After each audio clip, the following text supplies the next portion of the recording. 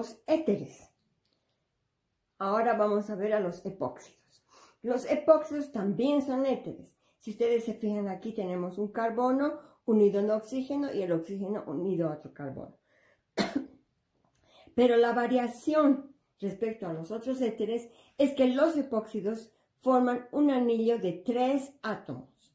2 átomos de carbono unidos con un enlace sencillo y también con un enlace sencillo ambos carbonos unidos a un oxígeno. Entonces aquí tiene un hidrógeno, otro hidrógeno o algún otro grupo más. ¿Ya? Entonces a este anillo se llama anillo oxidano o anillo epóxido. Entonces los epóxidos tienen esta estructura. Ahora, fíjense, los carbonos tienen una hibridación sp cubo, por lo que están en tensión.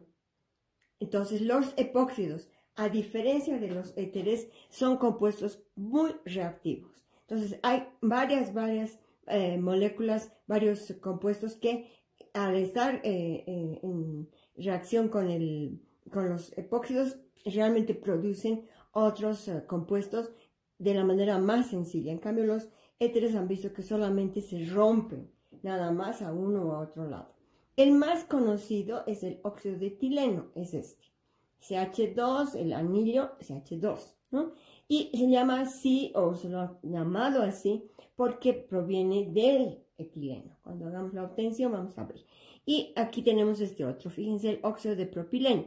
Entonces se supone que va a venir del propeno, ¿no? Entonces nos fijamos la cadena, que serían de 3 carbonos, hacemos el anillito y siempre vamos a tener esta estructura básica, ¿no? Entonces se asemeja a esta otra y aquí tenemos el óxido de etileno. Entonces los epóxidos que son éteres también tienen esa diferencia, que son muy reactivos y vamos a ver algunas de sus reacciones y luego la manera de cómo se... Entonces vamos a hacer las reacciones, digamos, más usuales de los epóxidos. Y generalmente el epóxido que es digamos, el rey de los epóxidos es el óxido de etileno. Entonces aquí podríamos pensar que es el óxido de etileno, pero también puede ser otro que sea asimétrico con otros radicales. Entonces la primera de las reacciones es la ruptura del epóxido. Y la ruptura del epóxido la puede hacer en 2 medios, en medio ácido o en medio alcalino. Entonces vamos a hacer primero en medio ácido. Entonces tenemos el epóxido y lo vamos a hacer reaccionar con un nucleófilo. Ya, el nucleófilo en este caso es el alcohol, el metanol.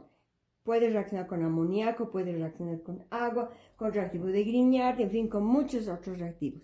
Entonces, este oxígeno tiene un par en realidad 2 pares de electrones no compartidos y un par que lo puede compartir con el epóxido.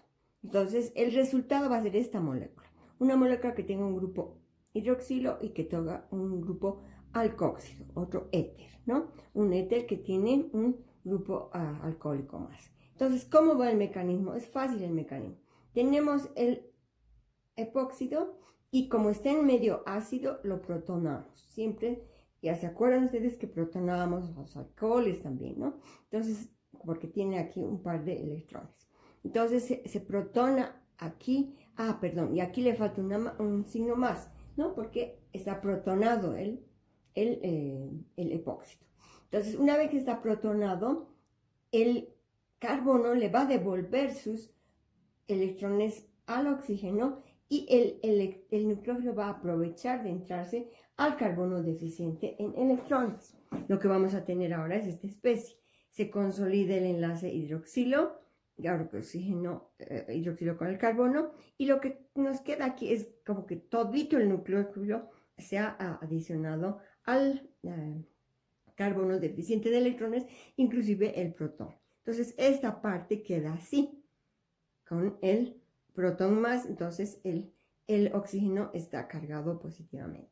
Entonces para finalizar la reacción, lo que hacemos es devolver el par de electrones al oxígeno y se sale un protón, quedando la molécula de esta manera. Entonces fíjense que esta es la manera más interesante de trabajar con los epóxidos, pero en medio ácido. Ahora vamos a ver en medio alcalino. Ahora hacemos la ruptura en medio básico. y la ruptura en medio básico es más corta que la ruptura en medio ácido. Entonces vamos a tomar el mismo ejemplo en el alcohol. Tenemos el metanol. Entonces tenemos, que es el medio básico, tenemos el epóxido y el nucleófilo aquí es el metóxido, entonces, o metoxilo. Ese metóxido va a atacar al carbono que va a estar rompiendo su enlace con el oxígeno. Entonces lo que tenemos es la introducción en la molécula del grupo metoxilo y el oxígeno se carga negativamente, directamente, ¿no? Ya hemos puesto el grupo que antes en la parte ácida no podíamos hacer. Ahora es un poquito más fácil. Una vez que tenemos esto, tenemos que neutralizar esta molécula. Entonces para eso utilizamos en medio básico la molécula del metanol.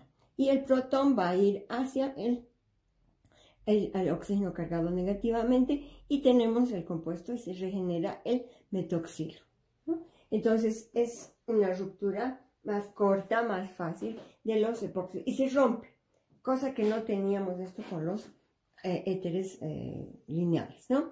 Ahora, como les decía, el más usado, el que realmente tiene más aplicaciones en todo lado, es el óxido de etileno. Entonces el óxido de etileno puede reaccionar en medio básico o en medio ácido con las bases o los compuestos que son afines al ácido o a base. Por ejemplo, con el amoníaco es un medio básico. Tenemos alcoholes, tenemos agua, tenemos el reactivo de Grignard y lo que obtenemos son alcoholes primarios con 2 carbonos más adicionados al R. Entonces corresponde a ustedes ejercitar esta parte. No es tan complicada porque no necesitamos hacer demasiados mecanismos, y el otro mecanismo que teníamos hace rato. Entonces, esto les va a servir mucho para la síntesis orgánica. Entonces, ahora vamos a hacer la obtención de los epóxidos. Entonces, para terminar este pequeño capítulo, vamos a hacer la obtención de los epóxidos y tenemos 2 métodos a partir de la alohidrina, una alohidrina, y ya saben, y a partir de la oxidación con perácidos. Entonces tenemos que la alohidrina, si ustedes se recuerdan, es un compuesto que resulta de la adición de agua y determinado halógeno a un alqueno. Y tenemos una doble función. Tenemos el halógeno y tenemos el alcohol. A esto lo llamamos alohidrina. Entonces, a partir de las alohidrinas podemos obtener un epóxido. Entonces, tenemos la alohidrina y en un medio alcalino nosotros lo que hacemos es sacar tanto el halógeno como el protón y generamos el anillo. Ya saben que el más conocido es el óxido de etileno. Y el segundo método es utilizando perácidos. El perácido más utilizado es el ácido perbenzoico. Entonces tenemos un alqueno y vamos a oxidar este alqueno a costa de la reducción del perbenzoico. Ya saben que es perbenzoico porque tiene esta estructura, ¿no? Tiene un oxígeno de más. Entonces lo que tenemos es el alqueno más el ácido perbenzoico, generamos el anillo y se reduce el perbenzoico a benzoico.